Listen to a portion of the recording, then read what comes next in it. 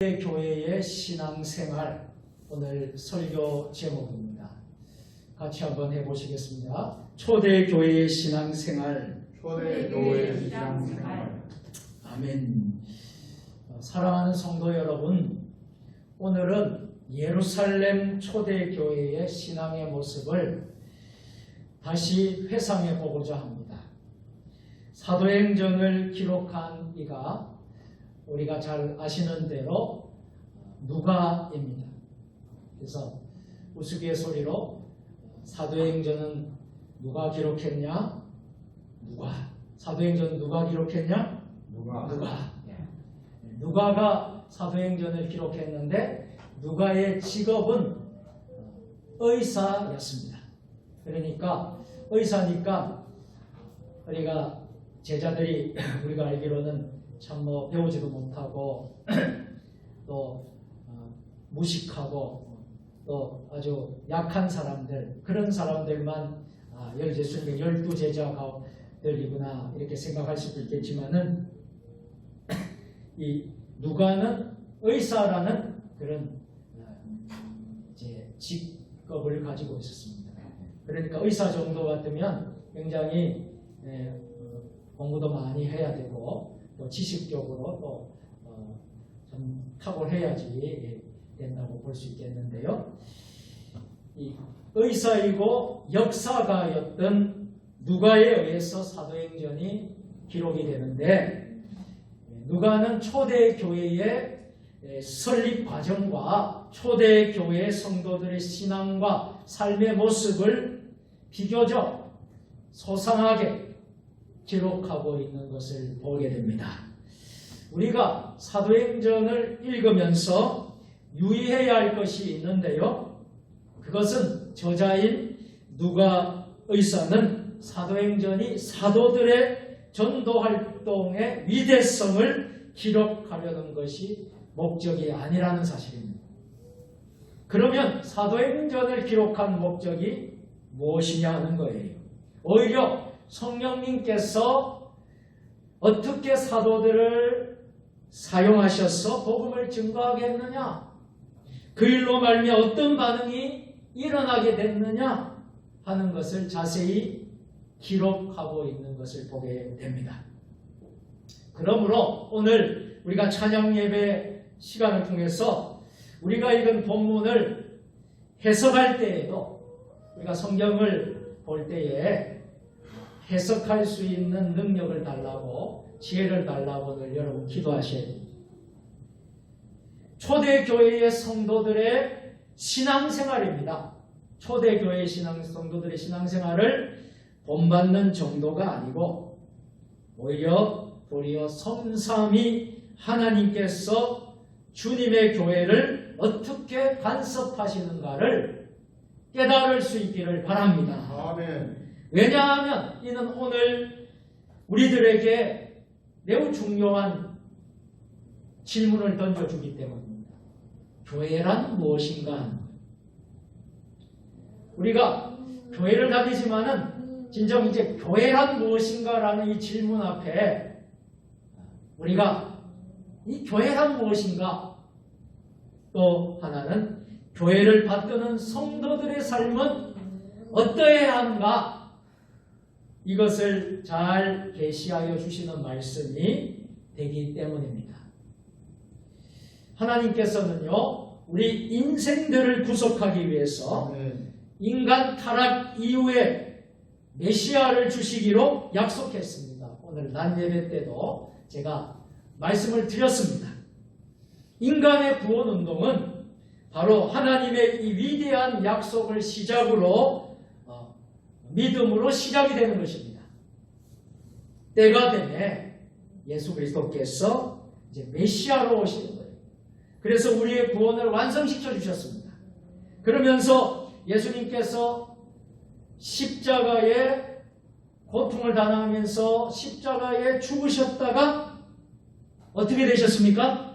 3일 만에 다시 살아나시는, 부활을 하시고 이 땅에 40일 동안 머물다가 하늘로 올라가는 승천을 하신 것입니다. 그리고 다시 재림주로 오시게 될 것입니다. 아멘. 육체로 계시던 그리스도께서 승천하시기 전에 새 영을 너희에게 주노라. 이 새 영이 뭐냐 하면 우리가 잘 아는 성령인 줄 믿습니다. 아멘.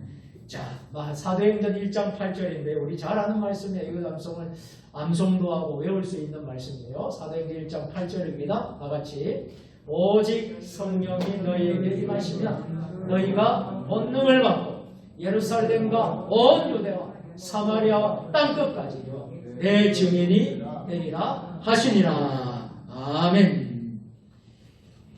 이처럼 예언하신 대로 오순절에 성령 강림이 있었습니다. 아멘.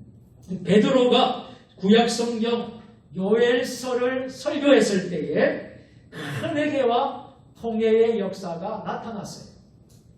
다시 말하면 성령의 말씀 위에 초대교회가 세워진 줄로 믿습니다. 아멘. 초대교회는 그냥 세워진 게 아니라 성령의 말씀 위에 세워진 거예요. 참 우리에게 교회의 중요성을 너무나 가르쳐주고 있어요.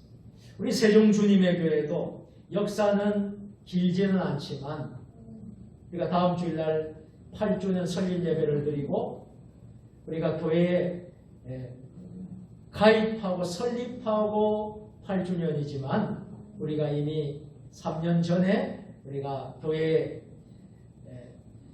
등록은 하지 않고 예배를 드린 걸로 따지면 우리가 11년 됩니다. 11년. 그러나 교회 설립으로 하면 8주년을 맞이하고요. 교회가 여기에 예배 드린 것부터 시작하면 11년이 되는 셈이 됩니다. 그래 역사가 길지는 않지만 하나님이 우리 세종 주님의 교회 이름 그대로 주님의 교회, 우리 주님의 교회가 뭡니까? 주님이 주인이신 교회. 믿습니까? 주님이 주인이신 교회. 우리 교회도 성령과 말씀 위에 세워진 초대교회처럼 우리 세종 주님의 교회가 세워진 줄로 믿습니다.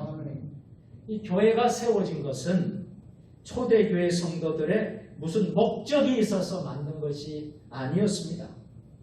교회가 세워진 것은 인간적인 이유 때문에 세워진 것도 아니었습니다. 교회가 세워진 것은 전혀 주님의 명령대로 주님 자신이 세우신 것인 줄 믿습니다. 그것은 교회는 그리스도의 몸이기 때문에. 교회가 뭐라고요? 그리스도의 몸입니다. 그리스도의 증거를 통해서 지금 그리스도의 증거가 나타내기 위해서 존재하는 것이 뭐예요? 바로 교회라는 거예요. 그래서 교회의 주인은 우리 주님이십니다. 그리스도의 몸, 교회가 그리스도의 몸의 역할을 감당하는 것이지요. 교회는 그래서 주님이 세우셨다는 것을 여러분이 꼭 기억하셔야 돼요. 간혹 이런 것이 잘못되어서 아이고 내가 세웠네, 내가 건축했네, 내가 다 했네 이렇게 돼버리면 큰 어려움이 생길 수가 있습니다. 교회는 주님이 세우셨습니다. 아멘. 주님이 교회의 머리가 되십니다. 아멘. 우리 성도들은 지체일 뿐입니다. 주여. 하늘에서 다 여러분 상급을 받게 되어 있어요. 여러분들이 한 만큼 다 하늘나라의 상급을 받습니다. 그러나 교회의 주인은 하나님이십니다. 아멘. 우리 주님이십니다. 우리는 머리 되시는 주님께 우리가 할 일은 뭐예요? 순종의 삶을 살아갈 뿐이지. 아멘. 그러면 하늘나라에서 여러분들 귀한 상급을 받게 되는 줄로 믿습니다. 예루살렘 초대 교회이든지 오늘날 우리 교회이든지 교회는 꼭 같습니다. 교회는 주님이 세우셨다는 사실. 한번 따라서 합시다. 교회는 주님이 주님이 세우셨습니다. 세우셨습니다. 아멘. 세종 주님의 교회도 주님이 세우신 줄로 믿습니다. 아멘. 물론 여러분들의 헌신과 눈물과 땀과 수고가 많았어요. 우리 두 분 장로님 수고가 많았고 우리 성도들 다 정말 어린아이에 이르기까지 모든 이들이 우리 성전 건축하는 데 있어서 다 동참을 했고 크고 작은 물질로 헌신했고 또 우리 교회를 너무나 사랑하는 무명의 사람들 또 우리 교회는 아니지만 우리 교회를 사랑하는 이들이 우리 교회를 위하여 기도해주고 함께 했습니다. 모든 이 결과로 인해서 세종 주님의 교회가 이곳에 성전을 건축을 하고 또 지금까지 여기까지 하나님 인도해 주신 줄로 믿으시기를 바랍니다. 그러나 중요한 것은 주님이 세우셨다는 거예요. 주님이 세우셨다. 우리가 저 입구에 들어온 머릿돌을 다 붙여놨어. 여러분, 이곳은 그리스도의 터예요. 주님, 할렐루야. 우리 주님이 세우셨다는 것을 말씀하시기 위해서 우리가 머릿돌도 날짜고 다 했지만은 말씀을 거기다가 여러분 말씀을 올려놨지 않습니까? 우리가 이 기둥과 터 우리 주님이 세워주신 줄로 믿습니다. 교회는 주님의 영광을 드러내고 복음을 땅끝까지 증거하는 사명을 가지고 있다는 것을 잊지 마시길 바랍니다. 흔히 많은 교회들이 이러한 사실을 잊어버릴 때가 있습니다. 그래서 교회의 설립자가 어느 목사이고 또 어느 장로가 세웠다느니 또 어느 집사들이 세웠다느니 하고 자기를 주장하고 자기를 드러내고 말함으로써 주님께 돌아가야 할 영광을 빼앗는 일이 참으로 많다는 것입니다. 만약 이렇게 된다 그러면 알아주지 않을 때 서운하고 섭섭하고 내가 인정받지 못했을 때 서운하고 섭섭하고 그러다 보면 어떻게 되느냐 하면 교회 안에는 평화가 깨어지기 시작합니다.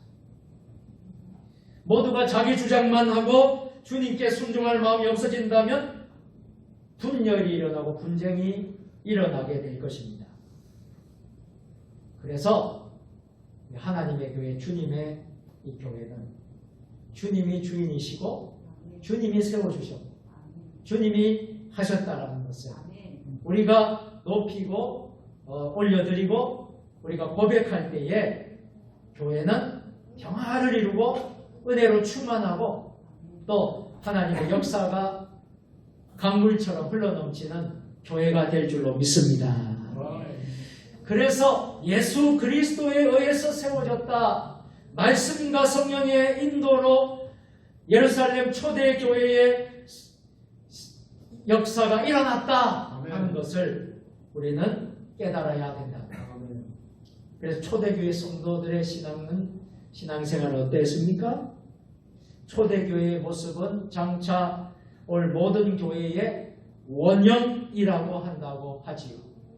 그래서 우리가 어떤 것을 보면 롤 모델이 있지 않습니까? 롤 모델. 내가 닮고 싶고 내가 그렇게 하고 싶은 모델이 있잖아요. 학생들도 그런 모델을 꿈꾸면서 롤 모델을 꿈꾸면서 공부한다고 하잖아요. 내가 이렇게 했으면 좋겠다. 내가 저렇게 됐으면 좋겠다. 교회도 마찬가지라는 거예요. 수많은 교회들이 있지만은 진정 모든 교회의 원형이라고 할 수 있다면 저는 초대 교회가 아닌가. 그래서 초대 교회를 우리가 담는 것이죠. 그 교회의 모습은 어떠했습니까? 무엇보다 초대 교회는 역동적인 교회였습니다. 역동적이다라는 것은 생명력이 있다는 겁니다. 그리고 여러분 교회가 항상 어때요? 참 뜨겁고 따뜻하고 역동적이라는 것은요. 제가 여러분에게 말씀을 안 드려도 여러분 잘 아실 거예요. 교회의 분위기, 영적인 그런 분위기를 느낄 수가 있어요.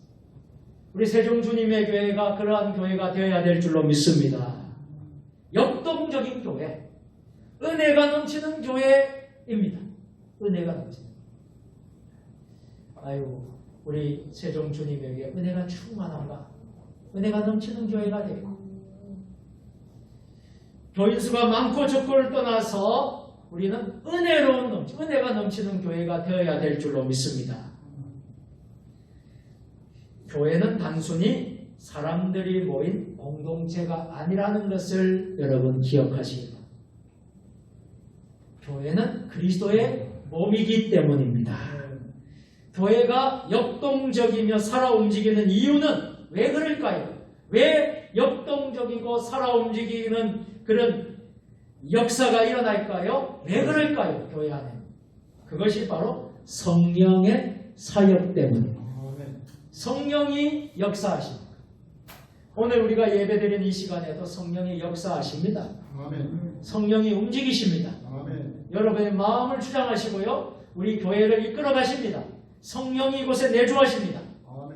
그래서 역동적이가 되고, 그래서 은혜가 넘치게 되고, 그래서 여러분 교회, 초대교회가 참 아름다운 그런 모습을 보여주고 있는 것입니다. 뿐만 아니라 주님께서는 오른손에다가 7뼈를 잡으셨다. 오른손에 7뼈를 잡으시고 7 금초대 사이에 운행하시는 분이시다라고 말씀하십니다. 이 말씀 어디에 나올까요? 요한계시록에 나와요. 이 오른손에 주님께 7뼈를 잡으시고 7 촛대 사이에 운행하시는 분이시다. 요한계시록 1장 20절에 나와요. 한번 읽어보겠습니다. 시작. 내가 본 것은 내 오른손에 7뼈의 비밀과 7 금촛대라. 7뼈는 7 교회의 사자요, 7 촛대는 7 교회니라. 아멘. 그러므로 오늘 우리도 주님이 우리의 머리이신 것을 알고 그분에게 순종하는 삶이 있어야 됩니다. 우리가 성령 충만한 삶을 살 때 우리는 역동적인 삶을 살 수 있습니다. 초대교회는 예수 그리스도에게 순종하고 성령의 강한 역사 때문에 여러 가지 구체적인 신앙의 모습이 그 속에서 나타났다는 것입니다. 우선 어떤 모습들이 있었을까요? 초대교회는 사도의 가르침을 잘 받았다. 여러분, 사도의 신앙의 지도를 잘 받았다는 것입니다. 다시 말씀드리면 초대교회는 말씀 중심의 교회였다. 아멘. 여러분, 교회에 아주 중요한, 교회 안에 있어야 될 중요한 요소 가운데 하나가 말씀이거든요. 말씀. 여러분, 이 말씀이 너무나 중요하잖아요. 말씀 중심의 교회. 여러분, 말씀 중심이 아니면요, 어떤 일이 벌어지냐면 내 중심이 되고 내 생각이 들어가고요, 또 내 주장이 들어가게 됩니다. 그렇게 하다 보면 교회가 분열이 생기게 되고요, 어려움이 생기게 돼요. 철저히 우리는 말씀 중심. 근데 초대교회는 어떤 교회였느냐 하면 말씀 중심의 교회였다는 것입니다. 교회가 세워지게 된 것이 하나님의 말씀 때문입니다. 교회가 생명력을 갖게 된 것도 하나님의 말씀 때문입니다. 교회가 부흥하게 되는 것도 하나님의 말씀 때문입니다. 성령 충만하게 된 것도 하나님의 말씀 때문입니다. 사도의 가르침을 잘 받는 초대교회의 모습. 그러므로 이 사도행전을 쓴 의사 누가가 초대교회의 신앙의 모습을 그리면서 이렇게 말하지 않습니다. 그들이 사도의 가르침을 받아 사도의 가르침을 받았다. 41절에 우리가 읽었습니다만 41절에 보면 사도의 가르침을 잘 받았기 때문에 어떤 일이 벌어집니까? 41절에 3,000명이 그 베드로, 사도 베드로의 설교의 은혜를 받고 3,000명이 회개하고 돌아왔다. 이것은 베드로가 여러분 능력이 있어서 그럴까요? 하나님이 베드로를 통해서 말씀으로 역사하여 주실 줄로 믿습니다. 말씀 때문에, 말씀 때문에. 언젠가 제가 목회자 컨퍼런스에 갈 때가 있어서 우리 전국적으로 모이는 그런 목회자 컨퍼런스에 가서 이제 목사님이 그런 말씀하더라고요. 많은 교회들이 교회 붕을 꿈꾸잖아요. 붕되기를 원하잖아요. 개척교회도 시골교회도 도시교회도 모든 교회가 붕을 꿈꾸는 거예요. 붕 안 하고 싶은 교회가 어디 있겠어요? 다 붕하고 싶지. 다 붕하고 싶지. 그래서 많은 사람들이 붕을 하기 위해서 많은 세미나도 하고 많은 또 컨퍼런스도 가고 배우기도 하고 훈련도 받기도 하고 다 하잖아요. 그것은 무엇 때문에? 붕을 하기 위해서. 교회가 좀 더 붕하기 위해서 그렇게 하는데 참 그 목사님이 하는 이야기가 중요한 것을 말씀하세요. 많은 교회 목사님들이 붕하게 해서 이것도 해보고 저것도 해보고 프로그램을 만들고 또 여러 가지 스킬, 목회의 스킬, 기술 여러 가지는 다 배우고 프로그램 만들고 이렇게 또 어떤 부분에서는 여러 가지 힘수가 있으지만은 중요한 것이 있다는 거예요. 중요한 것이. 하나님의 말씀이라는 거예요. 하나님의 말씀이 부흥을 시키지, 하나님의 말씀이 역사하시지, 프로그램, 여러 가지, 여러 좋은 프로그램을 가지고 한다고 진정한 부흥이 일어나지 않는다.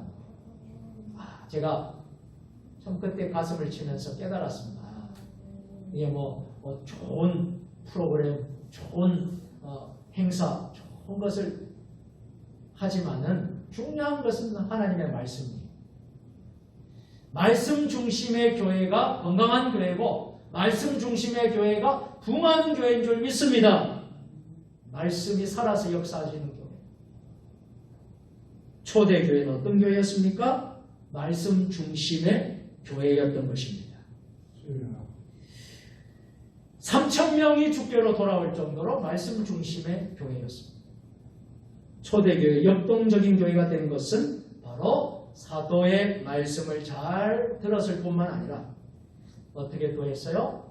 서로 교제하며, 이 교제란 말은 코이노니아를 말하고 있습니다. 코이노니아하며 떡을 나누고 음식을 먹고 나누었기 때문입니다. 자, 그런데 세상의 사람들은 이것을 이해를 못해요. 그래서 처음에 코로나가 생겼을 때 교회가 아주 많은 불신과 많은 공격을 당하고 어려움을 당했습니다. 그런데 이 사실을 성경에 나오는 영적인 원리를 몰랐기 때문에 그들은 그렇게 이해할 수밖에 없어요. 그러나 여러분, 교회에서 중요한 것 여러 가지가 있어요. 제가 말한 말씀, 그렇죠? 기도, 말씀, 성령, 우리 여러 가지 교육, 여러 가지 많아요. 전도 많이 있습니다만 그 중에 하나가 여러분 교회를 이루게 하고 교회를 건강하게 하고 교회를 교회답게 만드는 것이 바로 교제, 코이노니아에 있다는 사실을 세상 사람들은 전혀 이해를 할 수 없는 거예요. 그래서 교회에서 식사를 하고 친교를 하고 밥을 먹고 이렇게 음식을 나누고 하는 것에 대해서 이 사실을 이해를 못하는 거예요. 이해를 못하는 거예요. 그래서 교회에서 무슨 일이 생겼다 그러면 비판하고 비난하고, 지금은 여러분 교회에서도 음식을 먹고 나누고 식사를 하지 않지 않습니까? 그런데 사실은요, 기독교를 지탱하고 우리 교회의 중요한 요소 가운데 하나가 교제라는 거예요. 교제. 이 교제가 초대교회에서부터 성경에서부터 오는 복음적인 원리라는 거예요. 그런데 그걸 지금 할 수 있어요? 할 수 없어요? 지금 못하잖아요. 지금. 그렇죠? 그런데 엄연히 말하면 교회를 건강하게 이루는 요소 가운데 하나가 교제, 코이노니아에 있다는 사실은 우리는 이해를 하는데 세상 사람들은 도저히 이해를 못합니다. 교회에서 밥 먹는다고, 교회에서 밥 먹고 교회에서 뭐 한다고, 코로나가 생겼다고 도저히 이해를 못하는 이야기예요.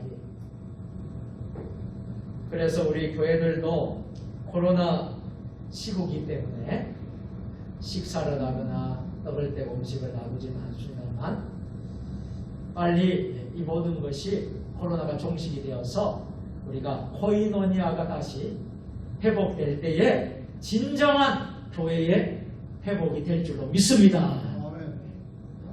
그래요. 그래서 제가 이 교제 이 얼마나 참 중요한지 제가 이전에도 여러 번 여러분들에게 말씀을 드린 바가 있습니다. 그래서 예배만 드리고 그냥 헤어지는 거 하고 예배를 드리고 나서 함께 떡을 떼고 음식을 먹으며 교제를 할 때에 성령의 강한 역사가 일어납니다. 지금 코로나 시대이기 때문에 그래서 할 수가 없어서 못하지만은 우리가 원래 교회를 지탱하고 이끌어가고 교회를 건강하게 만드는 요소 가운데 하나는 서로 교제하며 떡을 나누는 이 신앙이 있었다. 할렐루야. 이것이 우리가 회복되도록 여러분들이 기도 많이 해 주시기를 부탁드리겠습니다. 생각해보면 교회는 바로 이런 곳입니다. 부름받은 믿음의 형제 자매들이 모인 곳이 교회예요. 가정적인 배경도 달라요. 성격도 다 다릅니다. 신앙의 정도도 다 차이가 있습니다. 그러나 우리 모두가 주 안에서 형제 자매가 되었다라는 사실입니다. 우리가 한 식구가 되면 어떻습니까? 우리가 식구라는 말이 얼마나 중요합니까? 식구. 우리 밥을 먹는, 그죠? 밥을 먹는 사람, 가족이죠. 이 식구가 되면 서로 사랑하게 되고 서로의 허물을 덮어줍니다. 가족이잖아요. 그런데 초대교회가 그랬다는 거예요. 초대교회가 서로 교제했다는 것을 강조하는 것을 보면 이것이 교회의 본질에 관한 것이기 때문입니다. 우리가 말씀 중요하다 그랬어요. 우리가 말씀을 듣기만 하고 서로 교제가 없다면 어떻게 될까요?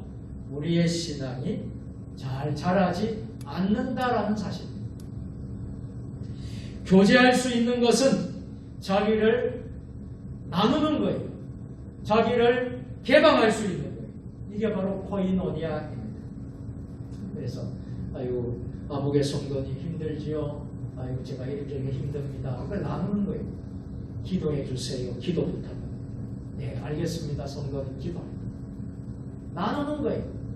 나의 문제, 나의 어려움을 나누는 거예요. 이게 교제예요. 교제. 그럴 때 같이 기도하고 한 식구로 생각하면서 여러분 같이 기도하고 코이노니아는 것 아니겠습니까? 자기의 연약함을 인정하고 다른 사람을 용납하고 받아들인다는 의미가 바로 자기를 나누는 거예요. 그런데 세상 사람들은 그렇게 쉽게 나누지를 못합니다. 그러나 정말 우리가 성령으로 하나가 되면요, 우리가 우리의 모든 그 내면에 있는 것을 나눌 수 있는.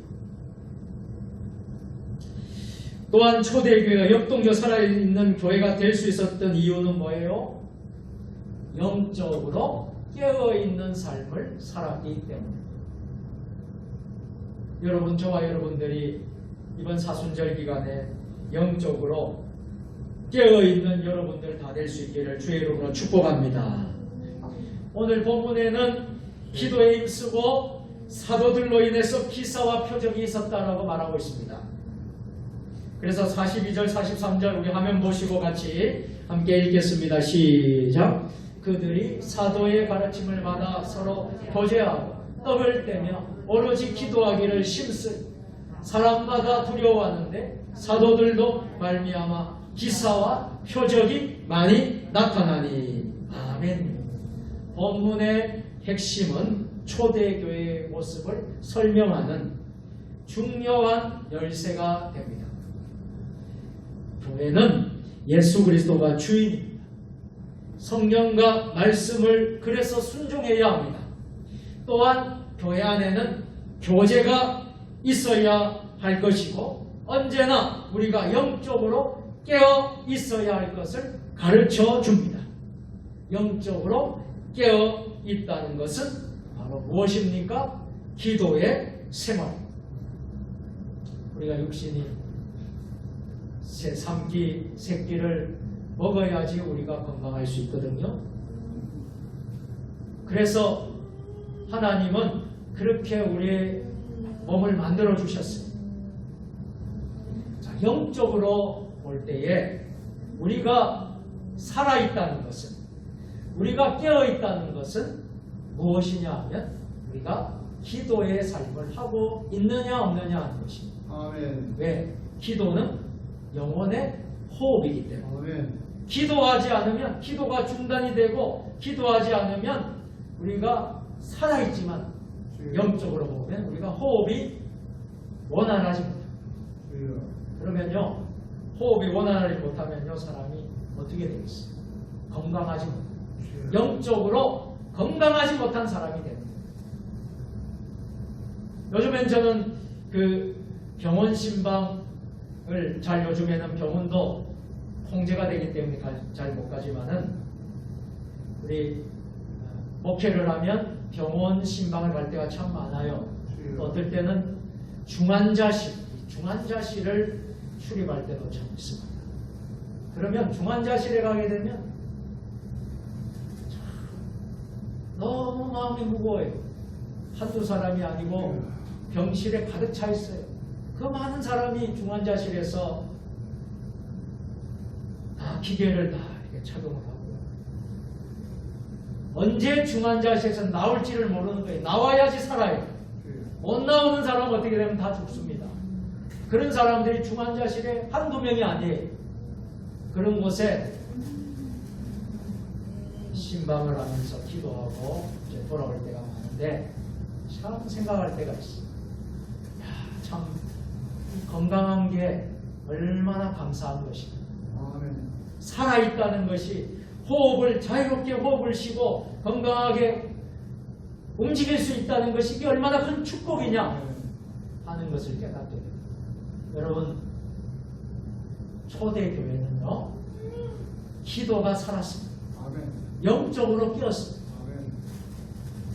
그런데 우리는 어떻습니까? 오늘날 한국교회, 오늘날 여러 우리 교회들은 어떻습니까? 영적으로 정말 깨어서 기도 잘하고 있습니까? 영적으로 살아 있습니까? 호흡이 혹시 끊어지진 않았습니까? 호흡이 멈춰지진 않았습니까? 우리가 육신적으로는 살아있다고 하지만 영적으로 우리가 정말 건강한 신앙생활을 하고 있는 것입니까? 그것을 우리가 돌아봐야 하는 것입니다. 초대교회는 기도하기를 전혀 힘썼다고 했습니다. 우리가 그렇잖아요. 무엇이든지 억지로 되는 것이 아니에요. 제가 여기 강단에서 여러분 기도하십시오, 말씀 보세요, 성령 충만하세요, 그게 여러분 억지로 되던가요? 억지로 되던가요? 억지로 되죠. 하나님이 함께 하셔야 되고요, 성령님이 만져주셔야 되고요, 우리가 은혜 받아야 돼요. 내가 은혜 받으면 되는 거예요. 그러면 강단에서 기도하십시오 하면 은혜로 충만한 사람들은요, 알아들어요. 말씀으로 충만하십시오 하면 은혜 받은 사람들은 그게 그렇게 좋아요. 그런데 그렇지 않으면요, 아무리 강단에서 천사의 말을 할지라도 여러분들이 앉아있는 분들이 그걸 받아들이지 않으면요, 무슨 소용이 있겠습니까? 억지로 안 되는 것입니다. 그래서 저와 여러분들은 주님 앞에서 정말 은혜 받는 삶을 사시기를 바랍니다. 기도는 자동적으로 되는 것이 아니라 우리가 은혜 받아야 돼요. 또 힘써야 된다. 힘써야 된다. 내가 그렇게 힘쓸 수 있어야 된다. 힘쓴다는 것은 시도해보고 안 돼도 또한 해보고 격식이 안 맞아도 또한 해보는 것이지. 초대교회 성도들은 물론 성령 충만으로 하나님께 기도했습니다. 우리도 말씀과 성령이 충만할 때에 기도가 저절로 나오게 될 줄로 믿습니다. 아멘. 초대교회의 모습 또한 어떤 모습이 있었을까요? 모이기를 힘쓰는 교회였다는 거예요. 참 그런데 안타깝게도 이 코로나 장기화 속에서 교회들은 이 모이는데 참 어려움이 많습니다. 언젠가는 다 이제 해결되겠지만은 아멘. 우리가 그래도 참 감사할 것은 모일 수 있는 또 그런 환경을 완전 회복은 아니지만은 그렇게 주신 것만도 감사한 일입니다. 할렐루야. 그래서 오늘 여러분이 예배를 드리고 있죠. 지금 30%만 우리 지방에서는 예배를 드리고 있습니다. 이 모이는데 초대교회는 힘쓰는 교회였다는 거예요. 신앙생활은 혼자 할 수 있을까요? 혼자 할 수 없는 것입니다. 신앙생활은 더불어서 함께 다른 사람과 공예배를 통해서 이루어지는 것입니다. 그래서 여러분, 우리 공예배가 참 중요한 것이에요. 물론 여러분이 두세 사람이 모이고 있는 성전 밖이라도 두세 사람이 주님의 이름으로 모이는 것은 예배가 될 수 있어요. 할렐루야. 아멘. 거기서 한 사람이라도 여러분 예배드리면 예배를 할 수 있습니다. 또 코로나 시대에 교회에 못 오는 사람들이 이 온라인에서 앉아서 예배드리는 것도 예배를 할 수 있습니다. 그러나 신앙은 혼자서 하는 것이 아니에요. 모여서 우리가 할 때에 우리의 신앙의 성장이 있다는 거예요. 성장을 이룰 수 있다는 거예요. 우리가 부족하다 할지라도 가능하면 공예배는 빠지지 않겠노라고 결심할 수 있기를 주의 이름으로 축복합니다.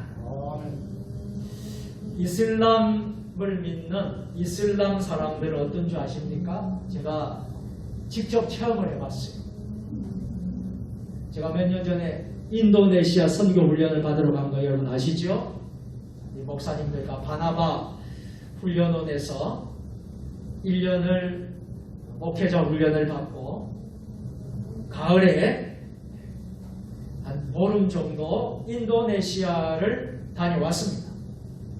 인도네시아는 이슬람 국가입니다. 기독교가 약합니다. 그 나라에 가서 있는데요. 하루도 안 빠지고 사이렌 소리가 울립니다. 근데 사이렌 소리가 하루에 몇 번씩 울리냐 하면 3번 울립니다. 제가 무슨 이야기를 하려고 하는지 여러분 아시겠습니까? 이슬람 사람들은 그 사이렌 소리에 맞춰서 꼭 하루에 3번씩 예배를 본다는 거예요. 심지어 비행기를 타고 가다가도 시간이 되면 기도한다는 거예요.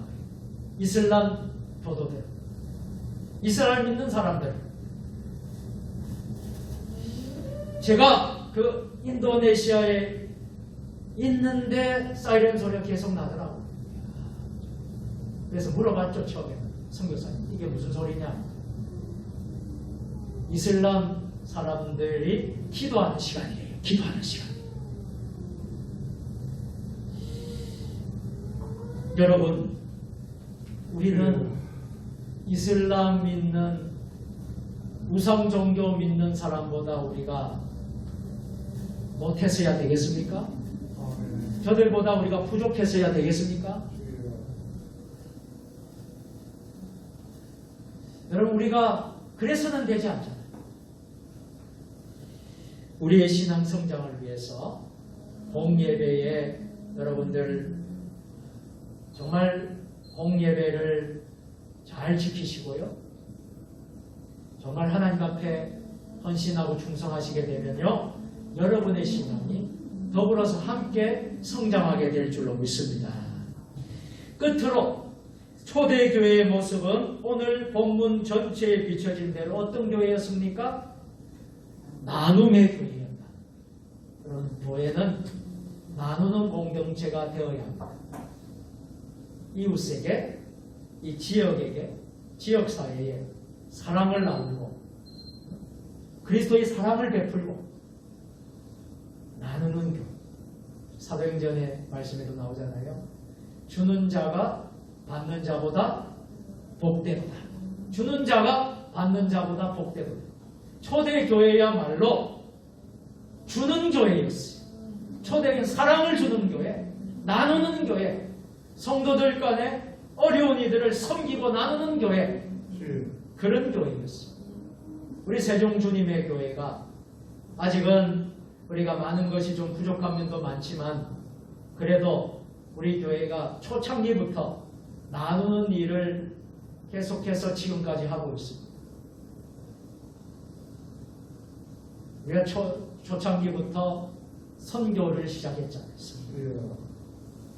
우리가 어려울 때 이 작은 예배당에서 30평도 안 되는 저 예배당에서 예배 드릴 때부터 우리는 우리 장로님도 계시지만은 선교를 했어요. 그게 지금까지 계속 해온 거예요. 우리가 어렵다고 힘들다고 교회의 본질적인 나눔의 그 교회의 사명을 감당하지 않는다면 우리가 복된 교회가 될 수 없다는 것이죠. 그래서 어떨 때는 재정이 어려울 때도 있고 힘들 때 있는데 그래도 중단하지 않고 계속해서 했어요. 그러니까 우리 장로님 두 분 계시지만은 우리 박 장로님 그때 한 말이 참 기억에 나요. 우물 이야기를 했어요. 우리가 재정도 힘들고 어려울 때 우물 이야기하면서 우물은 어떻게 하면 샘을 퍼내면 퍼낼수록 어떻게 하는 거예요? 계속해서 나오잖아요. 한번 우리 박 장로님이 그런 이야기를 하더라고요. 제가 그때 참 힘을 얻었어요. 참 이렇게 말씀해 주셔서 목사도 그렇거든요. 장로님들이 원하지 않고 장로님들이 함께하지 않으면 목사 마음대로 할 수 없어요. 우리가 정말 하나님의 일을 감당하는 데 있어서 서로 협력하고 서로 힘을 얻고 서로 하는 것이 교회거든요. 그래서 우리 장로님이 또 우리 성도들이 그렇게 순종하고 협조하고 하니까 나누는 일이 중단되지 않고 지금까지 계속 늘어가잖아요. 작년에 코로나 시대에 교회마다 어렵다고 선교비 중단하고 끊고 중단하는 교회가 얼마나 많았습니까? 오히려 우리 교회는 하나가 늘었네요. 한 곳이 더 늘었네. 한 곳이 더 늘었어요. 그런데 어려워요. 그래서 여러분들 기도가 필요하지. 그렇지만 우물의 원리를 알기 때문에 자꾸 우리가 나누면 하나님이 채워주신다. 하나님이 부어주신다. 은혜를 주신다. 주는 자가 받는 자보다 복되도다. 주는 교회가 받는 교회보다 복된 교회가 될 것이다. 이 원리를 우리는 믿는 것입니다. 그래서 참 감사하고 초대교회가 나누는 교회였다. 자기 것을 고집하지 않고 서로가 나눌 줄 아는 교회였습니다. 사실상 교회의 본래의 모습이 이런 모습 아닙니까? 어떤 사람은요, 오늘 본문을 이렇게 보면서 어떤 사람은 참 죄송한 이야기입니다만 이 본문을 보고 참 이렇게 해석하는 사람도 있어요. 공산주의, 공산사회의 원형이다. 공산사회의 원형이다. 이렇게 말하기는 사람도 있지만 여러분 잘 들으시길 바랍니다. 오해하지 말고 들으시길 바랍니다. 성경이 공산주의 사상을 반대하고 있습니다. 주여. 여러분, 성경은 공산주의 사상을 반대합니다. 그래서 우리가 혹은 우리가 공산화가 된다든지 공산주의가 되어서는 결코 안 됩니다. 왜? 성경은 그것을 반대하고 있기 때문에. 예, 공산화가 되고 공산주의가 되면 제일 먼저 핍박받고 고난받는 데가 어딘 줄 아십니까? 교회입니다. 그리고 제일 처단 1순위가 누군 줄 아십니까? 목사입니다. 그 다음에 누군 줄 아십니까? 장로입니다. 목사 장로. 그리고 성경은 공산주의 사상을 주장하지 않습니다. 그런데 이 본문을 보고 어떤 사람이 원시 공산사회의 원형 아닙니까? 왜냐하면 다 공동적으로 쓰고 공동적으로 갖고 이렇게 하면서 그렇게 하니까. 그런데 여러분 오해하지 마시고 그 잘못된 해석입니다. 주여. 한 가지 확실한 것은 각 사람이 독차지하려고 하지 않는 나눔의 교회였다는 거예요. 초대교회. 오늘날 많은 교회와 많은 사람들이 오늘날 교회를 비판하고 있습니다. 또 교회를 비판하면서 어떤 사람들은 교회에 사랑이 없다, 나눔이 없다 하는 문제를 삼고 있습니다. 그러나 초대교회, 성경의 교회는 그렇지 않았습니다. 교회는 우리의 이웃을 생각하고 이웃을 나누는 교회였습니다. 교회는 주님의 사랑을 나누는 교회였습니다. 그것이 결코 구호로 말로만 그치는 것이 아니라 구체적으로 행동으로 옮겨졌던 것입니다. 아멘. 이제 말씀을 맺겠습니다. 사랑하는 성도 여러분, 주여. 초대교회의 신앙생활이 얼마나 참 은혜가 되고 주여. 참 얼마나 이 시대에 우리가 본받고 싶고 닮고 싶은 모든 교회의 원형입니다. 주여. 세종주님의 교회도 우리가 앞으로 또 우리 교회도 어떤 교회가 될 것인가 해서 4대 비전도 세우고 우리가 4대 비전을 위해서 기도하고 성도님들이 공중 예배 때마다 대표 기도 때마다 꼭 4대 비전을 위해서 기도해 주시잖아요. 주여. 그런 교회가 되는 것이 우리 교회의 비전인데 이 모든 것이 어떻게 보면 초대 교회의 그 모습이 그 4대 비전 안에 다 들어가 있는 거예요. 그래서 결국은 초대 교회의 모습대로 가는 교회가 우리 세종 주님의 교회가 되기를 바랍니다. 아멘. 그럴 때에 우리의 삶과 우리의 모든 신앙이 생활이 또 복을 받고 은혜 가운데 또 하나님이 기뻐하시는 그런 사명을 감당하는 우리 교회 모든 성도들 될 줄로 믿습니다. 아멘. 오늘이라는 은혜가 여러분 모두에게 있으시기를 예수님의 이름으로 축원합니다. 아멘. 기도하시겠습니다. 주여. 전능하신 하나님 아버지, 초대 교회의 신앙생활을 본받는 복된 주의 자녀들이 되게 하여 주옵소서. 예수님의 이름으로 기도드립니다. 아멘.